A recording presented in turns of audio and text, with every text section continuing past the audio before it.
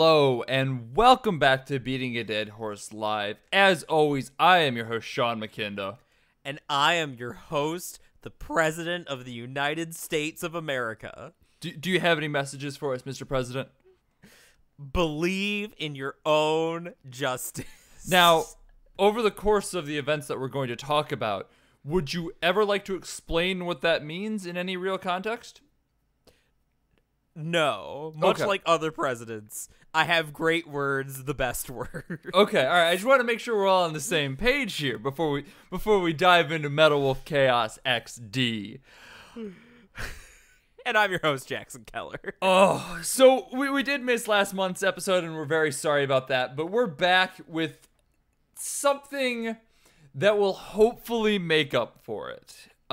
Because We're back and better than ever. we really fucking are. We came back with goddamn Metal Wolf Chaos XD. If you are unfamiliar with what this game is, this was a game created by From Software, the people who made Dark Souls, yes. It was a Japanese-only release for the Xbox, the original Xbox, that features the United States president in a giant mech fighting his vice president who performed a coup on the U.S. government. I hope that clarified what you're in for. I mean, we had a different plan, and then Sean sent me the trailer, and I knew he was right. I knew we could do nothing else but Metal Wolf Chaos XD, and it ended up. This ended up eating up all of our time on my on our meeting of the minds. So that's why we didn't get to watch Serenity together. But I think the experience of handing the controller off to one another on Metal Wolf Chaos more than made up for it. Yeah, absolutely. Especially because there were some moments where, like, the controller handoff was definitely needed. So let's dive into it. Let's talk about our experiences with Metal Wolf Chaos, because unsurprisingly, neither of us really have any prior experience. So all we can talk about is our current experiences. Which is to say, Metal Wolf Chaos is a lot of fun when you finally understand what's happening with it until the end. And I'm going to put a caveat on that because we're going to come back to it, but we're talking purely from our experiences right now. Yes. My arc with Metal Wolf Chaos was like starting high with a big bang when you first see the memes of, the president suiting up in his mech and like gunning down the entire military as he boards Air Force One. Great opener.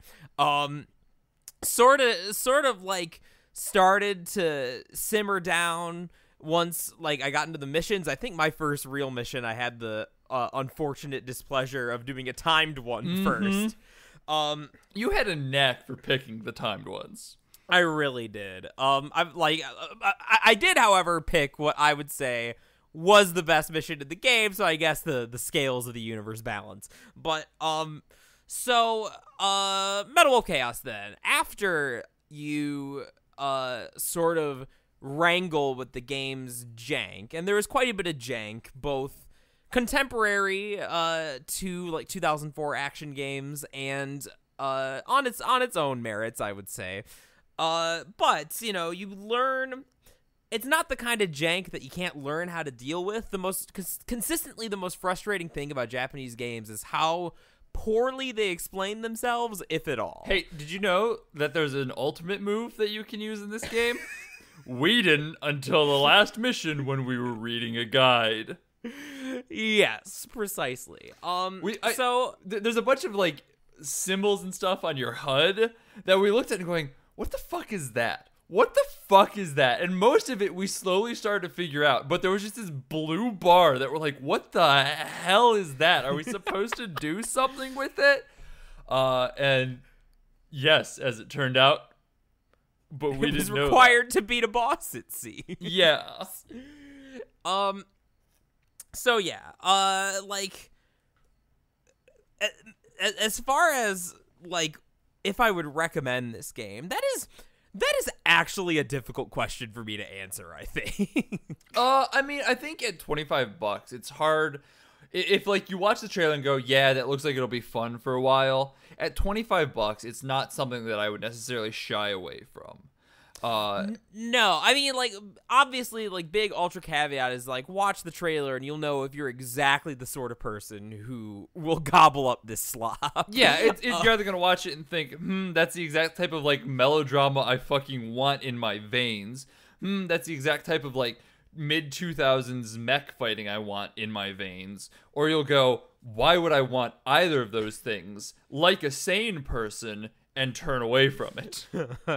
So, I mean, I think I am on the yes recommendation side overall, despite my problems that I had, particularly with the end, and the end was very frustrating. The last few missions were the pits.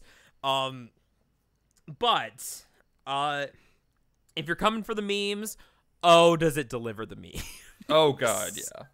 And, like, we mentioned the end gave us some trouble, and this is where that caveat's gonna come back, because Dunkey released a video, unsurprisingly, about this, in which he shows the final boss, and I'm not gonna tell you which scene is the final boss just to avoid spoilers, but at one point, he takes a hit that, in our playthrough, despite the fact that we had more health than him, one-shot us whenever we took that hit, and he took it like 4 times and was still fine. So I don't know whether we entered some sort of glitch state somewhere along the way, if we made a mistake in the difficulty somewhere. We don't really know what happened, but we got punished for something. So I guess if we did choose normal, I think, is the difficulty. So I guess choosing easy isn't a bad way to go with this. It probably would make it a little bit more fun on those later ones. But like in the beginning, normal feels like a really solid difficulty. So yeah, I mean, I think is especially my biggest gripe with the gameplay overall, is that everything just eats so many hits. And when I say everything, I mean like big important targets like bosses, or like even the buildings, like eventually once you upgrade your weapons and learn the best way to use the kind of janky stomp. Once you realize that there's a stomp attack. Yeah, the stomp attack does a lot to help you destroy some of the buildings. So like that's not so bad, but the other thing that I've heard pretty consistently is that the game sort of expects you to grind a little bit to like kind of max out your weapons, which obviously like we were kind of on a deadline. We only had like a weekend to kind of plow through it, as well as other things that we had to and wanted to do on that weekend. So maybe we just weren't like upgraded enough. Maybe the difficulty selection was wrong, but there ended up being a lot of frustrating moments later on, courtesy of, I mean, it reminded me of the original Destiny, like the bosses in that, that will just like keep eating hit after hit after hit after hit. And we had some pretty decently upgraded weapons too, although granted the best ones were the miniguns that very quickly ran out of ammo. Yeah, and like part of it too is I don't necessarily even know that it was a grinding issue for us, because grinding wouldn't have answered our getting one shot problem. It could have taken down the boss faster, but like even fully leveled up, I don't think it would have taken it down quick enough for us to not get hit by that attack. So it's hard to say. I mean, we should probably give full disclosure in that the final boss we didn't actually beat. We got frustrated, gave up, and looked up the final cutscene on YouTube. Well, yeah. I mean, we played 9/10 of it. We just hit this point where we kept getting one shot. We're just like, fuck everything about this. I think that makes us more than qualified to have an opinion on it. But in the interest of full disclosure. Yeah, no, it's a fair point. So I guess while we're still in the realm of gameplay and just like general aesthetic stuff, here's in Super Bunny Hop's video about this game. It's a good video, but he said something that really sort of resonated with me, in that this is a peculiar case of like kind of so bad it's good camp in video games, and that like the gameplay is actually playable. Like I wouldn't say that it's great, but there are some charms and some fun to be have, which is more than you could say about something like Sonic 06 or The Quiet Man. You keep talking about this, and like at time of recording, I have not played it yet, but tomorrow, that's Wednesday if you're in the live stream, I will be playing it, and I I'm terrified. But like, you know, usually these games are just like completely fucking busted. This one, if I had to put it in like the canon of so bad it's good video games, I would say honestly a very good comparison would be Shadow the Hedgehog. Yeah. Like in terms of aesthetics, in terms of like sort of the way it handles action, this game is better than Shadow the Hedgehog mechanically, but mostly because it doesn't have to pretend to be a Sonic game. Like, it knows what it is. I mean, we even joked in the beginning. Like, it opened up and we were just like, where's the damn fourth Chaos Emerald? Like, the comparisons are almost immediate. It's got a lot of strong, like, Dreamcast, PS2 era Sonic vibe, which is at once the best and the worst thing about it, I would say. I mean, that's just Sonic in a nutshell, honestly. Yes. And so, like, I think that this game's also funnier than Shadow the Hedgehog. Shadow the Hedgehog can be really funny, especially when, like, mostly due to the fact that it's Sonic, that it's like edgy Sonic trying to kill the president. Like, that's funny.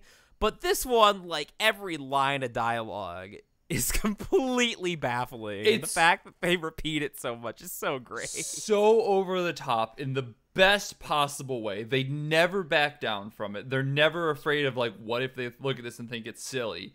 They just live in this space, and it is wonderful for it. You know, you had brought this to our attention because of the comparisons to Metal Gear Solid, and it didn't, as you said, it didn't not deliver on that. My comparison is that this game feels like what if somebody killed Metal Gear Solid and then stretched its skin over itself as a suit? Like, that's what you'd get. All the hallmarks, the action movie machismo, the, like, America-centric focus, the political commentary, as it were. All of that stretched over this uncanny behemoth known as Metal Wolf Chaos. And I mean, that is kind of how every character in the game looks when they're talking. They are all kind of looking like they're wearing skin suits on a fucking mech. Oh my god, fucking Jody. Jody. Oh god, fucking Richard. Now, Richard is so great. Like, you see his face on, like, propaganda posters and shit. And the most beautiful thing about him is you take one look at him and he's like Emperor Palpatine. Like, how did this man ever get elected? This is the most evil looking person I've ever seen. Oh, but see, that's commentary in and of itself. I mean, I also have several questions. It's not the realms of spoilers. So the vice president stages the coup. Mm-hmm. Why did President Metal Wolf have him as his running mate? How did he not see this coming? He was... Justice is blind? He was too busy believing in his own justice to Truly. see Richard's justice. Truly.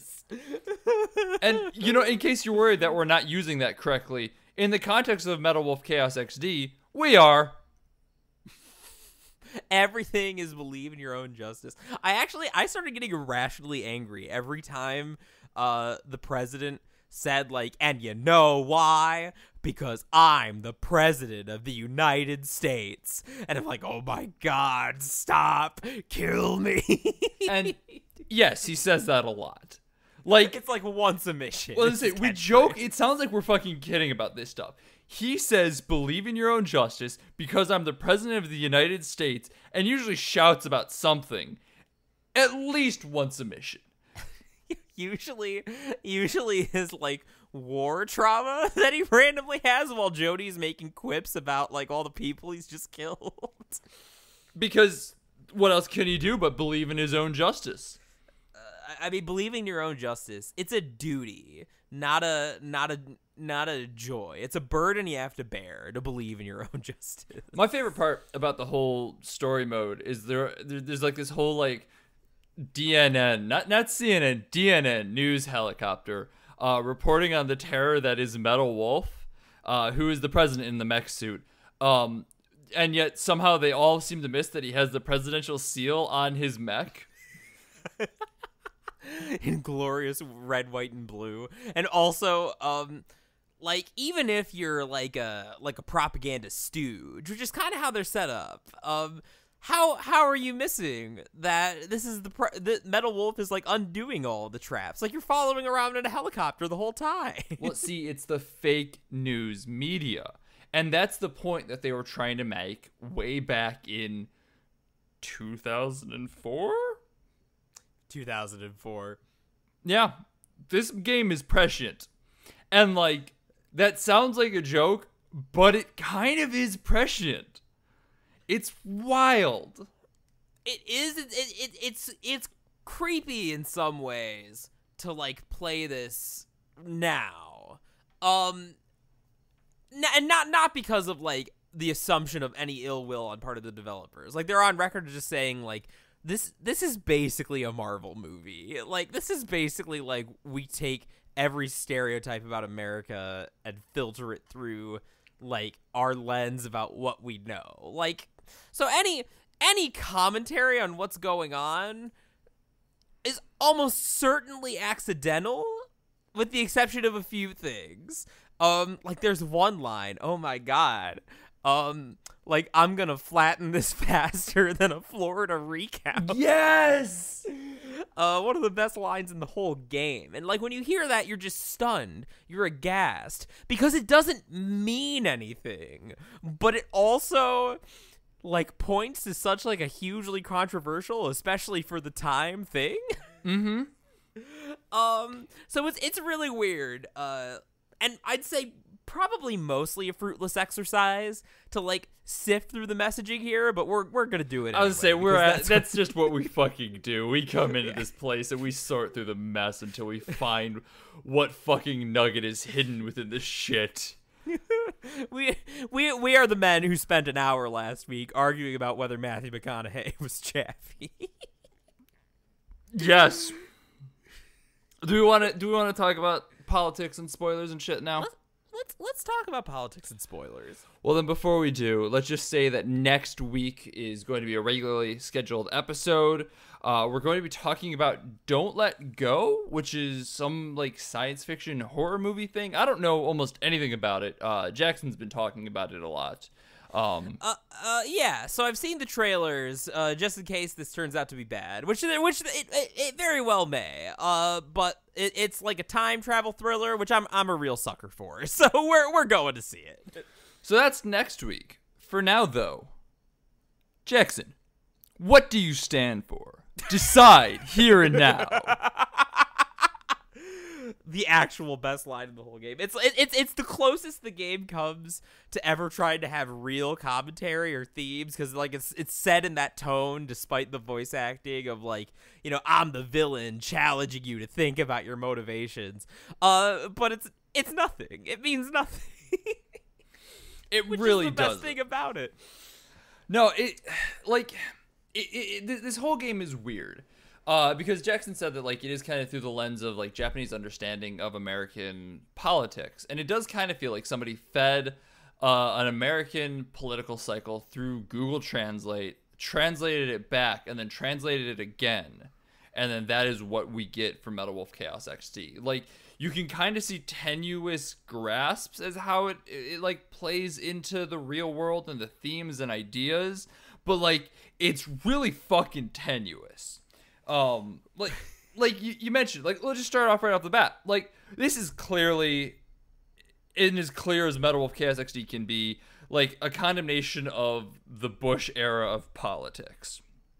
And, like, you asked, how could they let someone so clearly evil be the vice president? Dick Cheney was the vice president. So I guess we answered that question.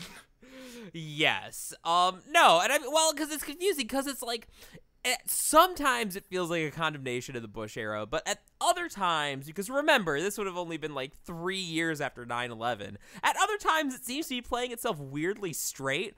It's like if Cheney revolted against Bush, and Bush had to heroically because President Wilson, he fights his old army commander and talks about how Richard's just another American who's lost his way, even though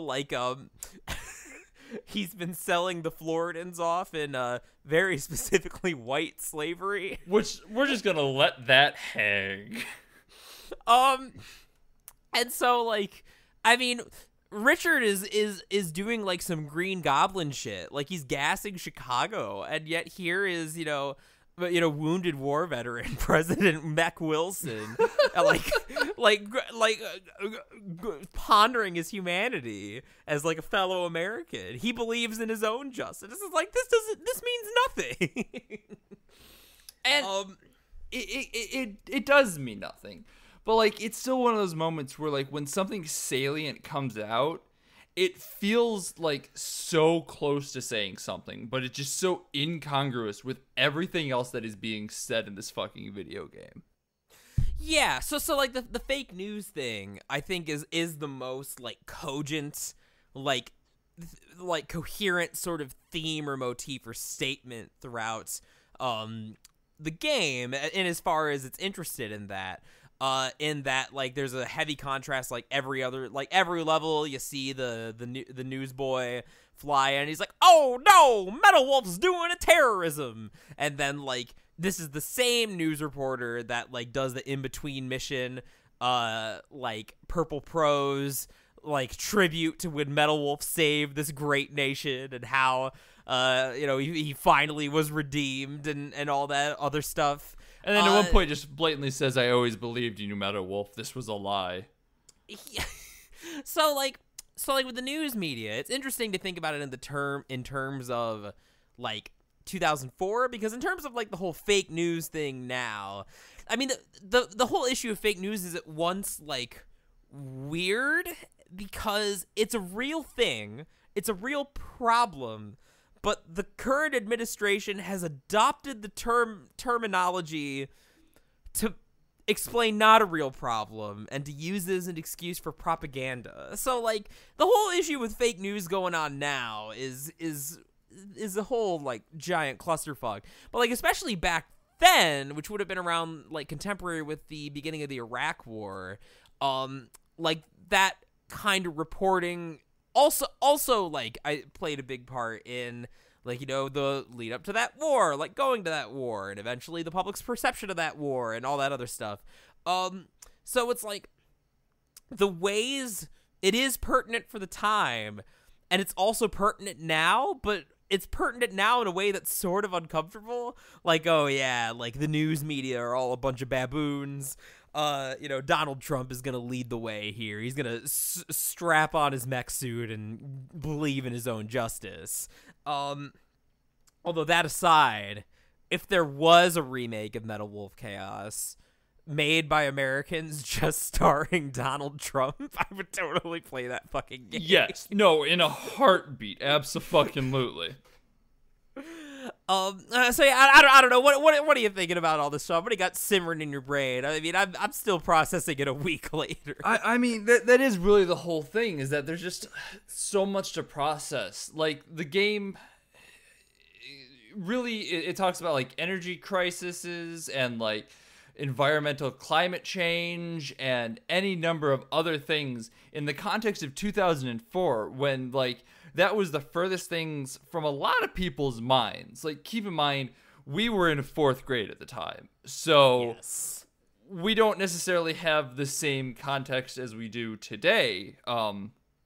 So either A, Metal Wolf Chaos XD, as I said, is very prescient and somehow kind of predicted the crisis we would end up into today, or Americans are just stupid and ignoring all of the things that are going on around them, whereas Japan's hey, shit's fucking whack, yo. Which both are possible.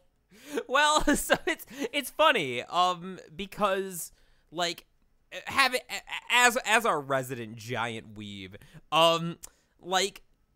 Japanese media is interesting in that it very often is sort of prescient when it comes to like world issues, but incredibly terrible about dealing with its own shit. And I think a lot of Japanese games, like, this is a criticism that comes up about the Phantom Pain, is that MGS5, a big like theme subplot, is like American imperialism and colonialism, and of course like kind of the natural pushback to like Kojima's kind of scathing condemnation of that shit was like, well, hang on, Kojima, like, you're Japanese, like, what are you talking about? Do you remember like the late 19th century, early 20th?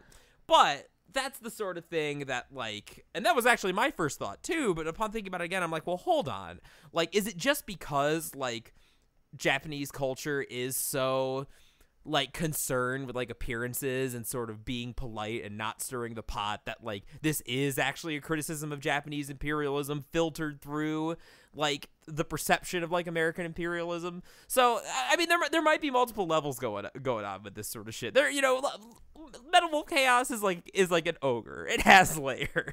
Well, that's actually an interesting question then. Like, do you think that part of this is like people pulling back on biting American commentary, and like we're just seeing like the little things that manage to seep through, avoiding like getting cut out? Yeah, well, because it's super interesting, like, just thinking about the production of the game, which we should clarify in case people don't know, although it's pretty well known if you've even heard of the game, I think, is that Microsoft approached From Software, who at the time, like, you know, pre-Souls games was most known for Armored Core. Is that what it's called? I believe so, yeah. Yeah, so a bunch of like they were the mech guys, and so Microsoft comes to them as like, hey, we're making a console. We want to make a game that's appealing to Japanese people, because non-Japanese consoles are notoriously difficult to sell in the Japanese market, to the point where like the Xbox is basically a meme over there. It's a joke. So they make Metal Wolf Chaos. It sounds like they intend to try and publish it stateside, but because it's so close to 9/11 and so much of the game is about destroying fucking skyscrapers. I was gonna say, it just features the president literally destroying countless buildings unto themselves. Yeah, so obviously that shit wasn't gonna fly. And then the Xbox, it's so funny. Like, this is kind of a sidetrack. But early Microsoft... Oh, it's a sidetrack? Oh, it's a sidetrack never. Early Microsoft, like early Xbox, did a lot of the right things. They had a lot of the right impulses and like bungled it in one way or another. Because like trying to, maybe they should have done more of this, but like trying to get Japanese developers to make games for their system was actually quite smart. But didn't work out. Now we have Metal Wolf Chaos, Believe in Your Own Justice.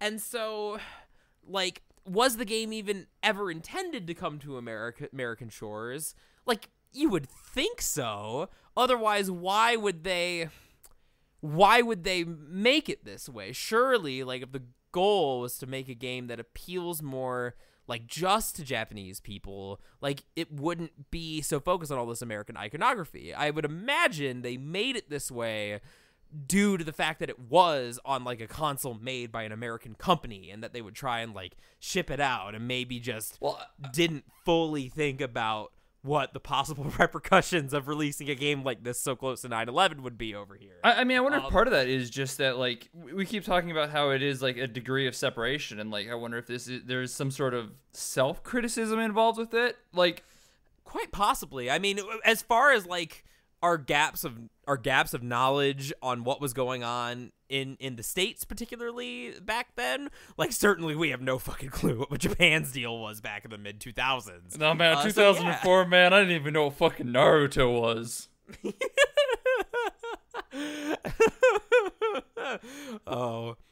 But you would come to know. Yeah, I mean, I guess there's some possible self-criticism, because, like, so at the end of the game, in that last cutscene, when Sam walked in and President Wilson was giving his speech about how we must secure freedom at any cost, gun down all opponents of freedom. Freedom is good. Believe only in freedom. It is pretty fashy, as she said, but is that like just sort of being a like placeholder for like overly jingoistic American nationalism, or is that some sort of like cell phone, because Japan also has a nationalism problem? or is it even like criticism of America? Like at the time they even made some comment about how like the Americans always going where they aren't wanted and helping in ways that they aren't being asked of, something along those lines. I don't remember exactly what it is, but like my thought was immediately, invading Iran and Iraq for oil in ways that like under the guise of we're helping people, but we're not really. And spreading democracy. Yes, that was it. Spreading democracy. And like the game kind of presented it like it was a good thing that President Wilson was doing this, but like kind of it came from a way that it sounded like it was kind of like a double-edged sword. Like it's like, you're spreading your precious democracy or some shit like that. I'm like, is that a criticism or a compliment? I honest to God can't tell, because I mean like Richard clearly goes full fascist, but like Michael's a different type of fascist. I mean, they're both cartoon characters, but Michael, how much we're supposed to see Michael as like a John Wayne in a mech suit versus like a silly George Bush parody fascist is a little more ambiguous. God, I gotta say, the more we talk about this though, the more like I can only think of the fucking Robot Chicken sketch where George Bush dreams he's a Jedi. I vaguely remember this one. Yeah, it's something that like just is kind of like sitting in the back of my head, because like that's kind of what this whole game feels like. It feels like a dumb president's fever dream. Like, yes, I get to be a giant mech and save our country from Dick Cheney. Huzzah for me! Remember Lil Bush? No. It was a political commentary show. It was like a Family Guy cartoon about a tiny George Bush and all of his friends, like Lil Dick Cheney, who just like laughed maniacally, and Lil Condoleezza Rice, who he had like a on again, off again love triangle with. This is fucking gone off the rails. But hey, form follows function. Right? I mean, the game kind of opens Pandora's box when it comes to like all this Bush era like politics and nonsense that seems kind of quaint, like it today now, like because I mean I think it's a pretty good. It's been said often that you can't make a more ridiculous like parody president than the actual president right now. So like that's why like if this game. And I'm cribbing from Super Bunny Hop again, that like if this game was made by American developers with the same premise, it would look and sound much, much different. And one of the things I'm wondering too is localization. It's like the game's in English, but well, that's the original voice actors. Yes, that is the original voice actors. Which to me at least suggests that like they were intending for this to see like North American shores, but like, I wonder too, just as a quick to cut you off, like we get Dragon Quest games over here that we can set to the original Japanese. So like I'm wondering if it's one of those things where like it might not have necessarily originally even been intended for American shores, and they just did the American voices to give it that more authentic feel. Yeah, I mean, that's quite possible.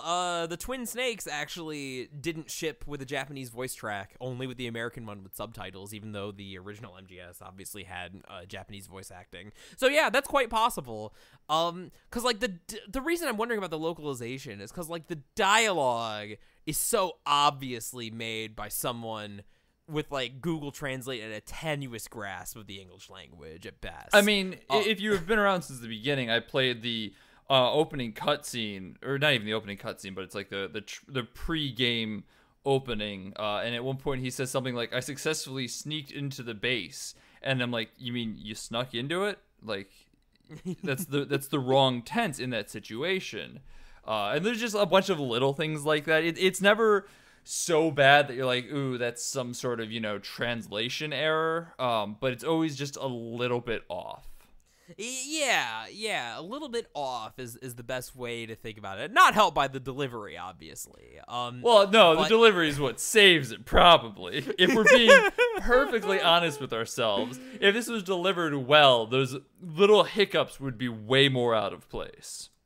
It's just so funny to me because like that Florida recount line like screams like a localization thing to me, but obviously like not that much thought was given to the translation. So like clearly that was just there because it was a famous controversy. There's layers, man. There's layers to this chaos.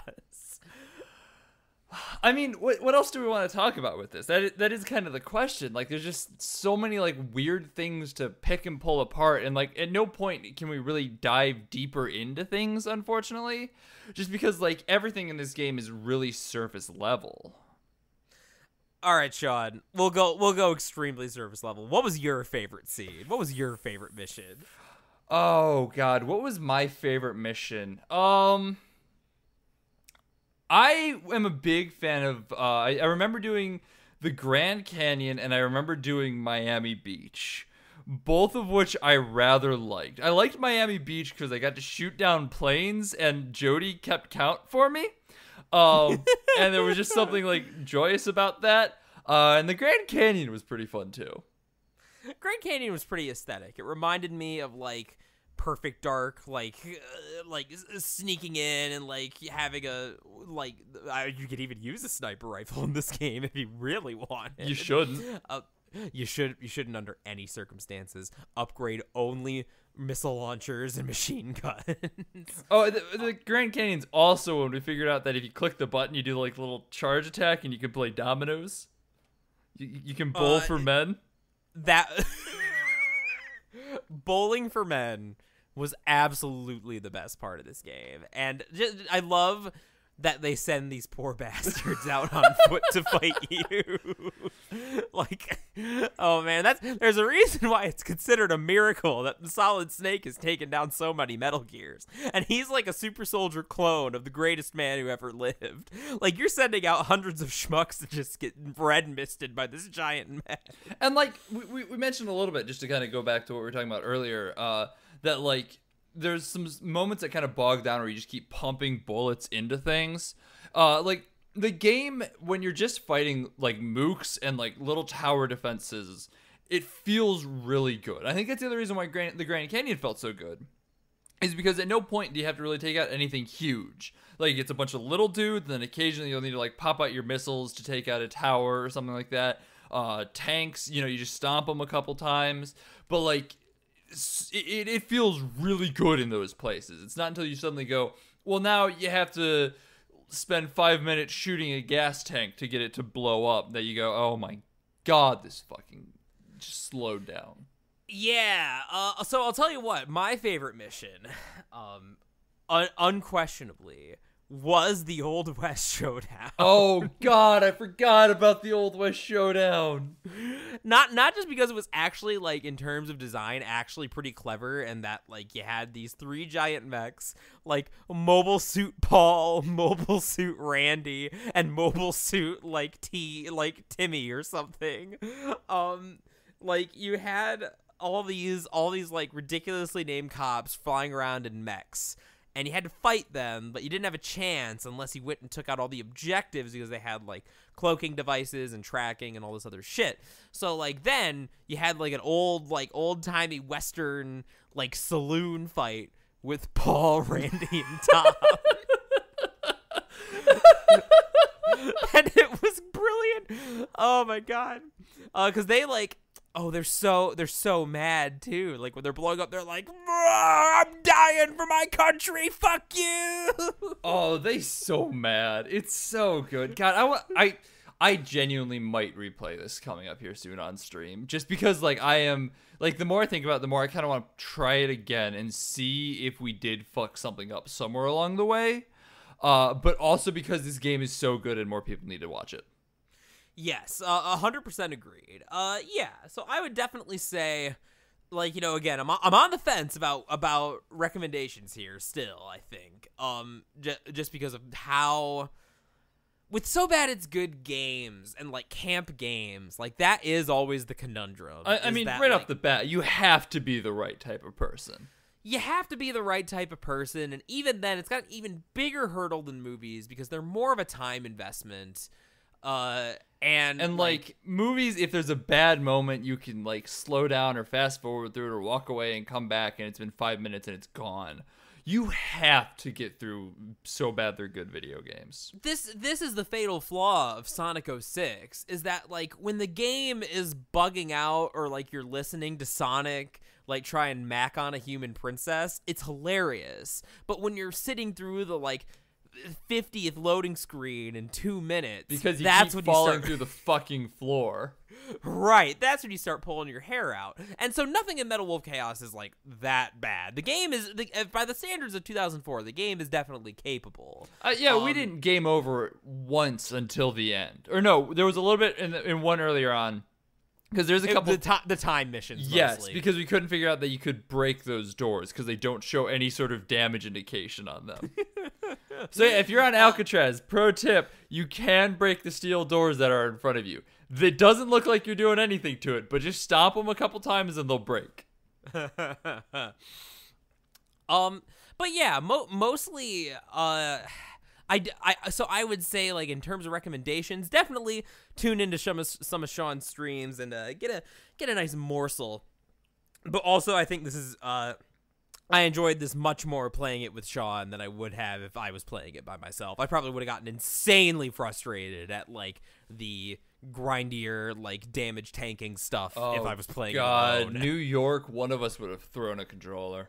Oh, we almost threw a controller, both of us, like, even though we were passing the controller off. The New York mission fucking sucks. You have to, like, go around and eliminate all the objectives, and you have this giant spider mech chasing you that can just yeet you with a big bang attack. We assume, once again, we might have done something wrong here and somehow missed the ability to not get one-shotted by this fucking spider tank. I mean, is it really? Because in the Fire Emblem games, the difficulties are changed. So what they maybe it's something like this, because what they call normal mode in America and Fire Emblem is actually Japanese easy mode. So maybe it's like an inverse thing that like easy is normal and like normal is hard. I don't know. Okay. Yeah, I have no idea. I don't remember choosing a difficulty, but maybe I just got a shit memory. I think we did. I could be full of shit, but I feel like I vaguely remember us choosing a difficulty at the beginning. So yeah, like that's my, for sure, my tentative recommendation. Get some buddies, ideally some alcohol, play it in a weekend. It'll be a great time. You can meme about what do you stand for, Sean? Decide here and now. And like when you get to the point when you're trying to rescue people from Liberty Island, you just turn it off. Because Liberty Island, I think Liberty Island is worse than New York.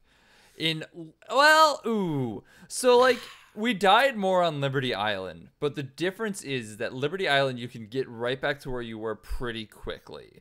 New York, you can futz around for an hour before you die and then lose a full hour worth of progress. I mean, there is like a viable strategy in New York. I might agree, because at least in New York, like you can maybe figure out the correct strategy before we did and just play really, like, if you know it's going to be bad, if you play really, you can play pretty conservatively on that one.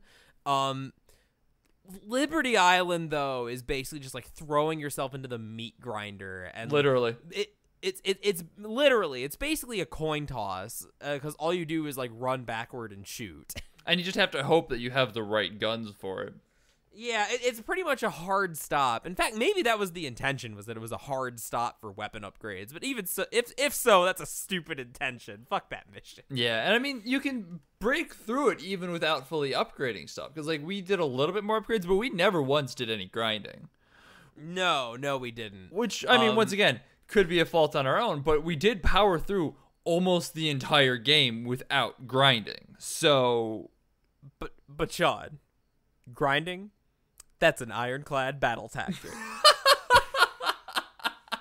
Fuck that guy. The guy that just yells things at you and goes, "That's an ironclad battle tactic."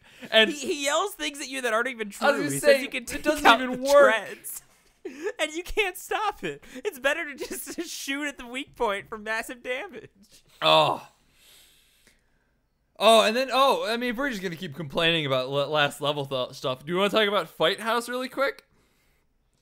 Oh, Fight House. Because the first half of Fight House is not a bad level. I made a mistake and died and lost a bunch of progress, but, like, if you're smarter about it, you wouldn't run into that. Like, it seemed like things were getting back on rails. Yeah, and, like, the best way possible, and, like, I'm like, all right, cool, we're cool with this. And then you leave the underground network under the White House Fight House, and you come up and they put a bunch of like gun turrets on the White House that open, which is hilarious. Oh god, it looks so stupid. It's wonderful. It's great. The commentary, they're like, "They have ruined my beautiful White House. How dare they?" is really fucking good. And then you realize that after you break, there's like 6 turrets. Once you break 3, the other ones only open until they are until they take a volley of ammo and then close. And so, like, for a while there, I'm like, what the fuck is going on? Like, I'd shoot my assault rifle, I would hit it like once, and then I'd immediately close it. Like, why is this not working? And so, like, you sit there for an hour, slowly, like, pop, and now we wait for the next one to open, and pop, and now we wait. And then an hour goes by and you pray that you don't get killed by the mooks that are just still randomly shooting at you in the background and never stop respawning, and it blows. Weak. Hinjaku, as my man Dio Brando says. All right. I mean, what else is there to say about Metal Wolf Chaos XD? We can just keep spitballing about nonsense. Yeah, so there are only 2 timed levels in the game, and I got both of them. Yes, you somehow managed to. It was fucking wild. And it was really upsetting. I was getting really frustrated. I thought I wasn't gonna like the game at all because I was too busy. And so it's weird because the levels kind of beg for exploration a little bit, because there's POWs you can yeet, there's back to tanks you can grab to fill up your health. Ammo's kind of scarce. I'm sorry, the POWs are civilians, scientists, and musicians. Well, I mean, this is another like political commentary thing where the musicians, Jody even says that when you rescue one, that Richard's been putting them to work to make propaganda songs. Yeah. Well, I mean, it depends on what you're doing, though. Sometimes they're like, these people are being forced to play the ukulele on the beach. Okay. Oh, the humanity. Do Richard's crimes know no bounds? I mean, I suppose they are having planes bombing run Miami Beach, so it might be a little dangerous for them. Maybe, but a little shrapnel never hurt nobody. Yeah, I mean, that's fair.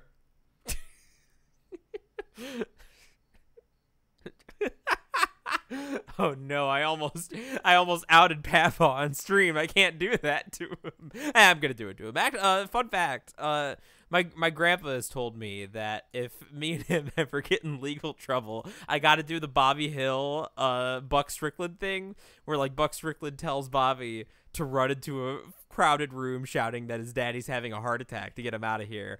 But the excuse that my grandfather, Papa, as he's known, wants me to give any authority is that he's got shrapnel in his leg and some psychological damage from the war. He's never been to war. He was in the Air Force, but yeah. Oh. He spent his time in the Air Force like hitting on Japanese girls. Fucking wonderful. Do you want to just call it here? It's a little bit of a shorter one, but like, there's not a whole lot to say. Yeah, there's not a whole lot to digest. I think we've covered the main points about the gameplay, about the the production, the story, the political themes, the best memes. I think this is a pretty well-rounded package. It doesn't need to be an hour and a half. No, I agree. So you know what? We'll call it here. So I'm just going to say it now. I'm Sean McKinda. You can find me on Twitter at Sean_McKinda. You can find me on Twitch at twitch.tv/Elvis_Skippy. If you're in chat right now, thank you very much. And you can also find my writing over at 25yearslatersite.com. I'm doing Preacher recaps. I'm going to be doing a couple game reviews coming up here, actually. I'm very excited about those. Additionally, I actually don't have anything additionally. And I'm Jackson Keller. You can find me over at twitch.tv/JacksonJKeller. I play a lot of Smash Bros. I play a lot of Mario Maker. It's a good time. That's all I got for you for now. I can start taking subs, so if you want to throw money at me, I'd appreciate it. The boy needs it. And if you want to get in contact with us, you can do so by following us on Twitter at BADH_cast. We tweet out updates, sort of news, things that go on. Sometimes I tweet out funny things if things coincidentally line up on that. It's not a super popular area, but you can. Or if you want to like get in contact with us in a more direct way outside of our streams, you can join our Patreon exclusive Discord at patreon.com/BADHcast. We got 3 tiers there. For $1 a month, it gets you access to our Discord where you can talk about like our most recent episodes, share memes, all that good shit. $5 gets you access to our bonus episodes. We got a bunch. We got one coming up here shortly. We've got a bunch in the behind us. There's a word for that, and I'm not saying it right. But you can go. Bonus episodes are straight fire, is the point. Yes, they're fucking wonderful. So go listen to those. And at $10, you can request bonus episodes. You also get a special shout out at the end of every episode, just like this one. So hey, if you want to throw even more money at me, that's a good place to do it too. Thank you so much, Travis, Julia, my mom, my Aunt Summer. Thank you all so much for keeping the lights on here at the show, and also the lights on in the house. Y'all are wonderful. And also, thanks to Lords of the Highway Fuse for theme song, a Suicide alternate take off the album High Octane and Low Expectations. They're a great band. They're on Spotify, all the other wonderful places that you can find music. Go check them out. Listen to them. Support them in any way you can. And also, thanks to 25yearslatersite.com for the endorsement. You can go read all their stuff. You can click on the link on their page. It'll take you to our page. But you should also read the like wonderful things that people over there have written. Like, there's a bunch of really talented writers doing a bunch of really talented writing things. They got news. They got wrestling stuff. They got movies. They got TV shows. They've got video games. Anything that you could want. 25yearslatersite.com. Go check them out. Next week, as we said, we're going to do... I keep wanting to call it Don't Think Twice, Don't Hold On, Don't Let Go. Don't let go. Let it go. Can't hold it back anymore. So come back for that. It's going to be at usual time, Thursdays on Wednesdays. If you... Never mind. I don't know what I was going to say there. Believe in your own justice. Because I'm the President of the United States of America. Bye.